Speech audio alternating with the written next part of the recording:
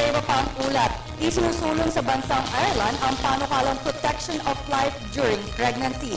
Ang buong detalye ihahatid sa atin ng aming kasamang si Cheska Aguilis.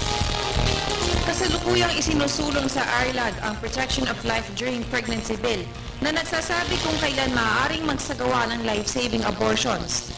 Iligal ang abortion sa Ireland at maaari lamang itong gawin kung may banta sa buhay ng ina. Subalit naghain pa rin ang ganitong batas si Prime Minister Enda Kenny dahil sa pagkamatay ng isang ina mula sa blood poisoning.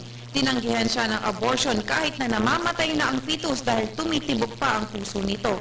Umalma ang anti-abortion activist sa inihahaing batas na ito sapagkat lalo lamang lalawig ang abortion sa kanilang.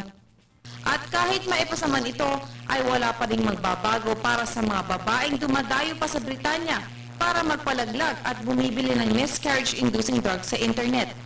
Para naman sa mga doktor, nais lamang nila na magkaroon ng malinaw na abortion regulations para maiwasan ang pangahabla at criminal charges. 80% sa Ireland ay mga Katoliko, kung kaya't isang sensitibo at malaking issue ito sa kanilang bansa. Nahaharap sa isang mahabang sere ng amendments at pagdidebate ang Protection of Life During Pregnancy Bill na nais maipasa ni Kenny pagsapit ng Hulyo. Para sa Telebisyon ng Bayan, Cheska Aguilis.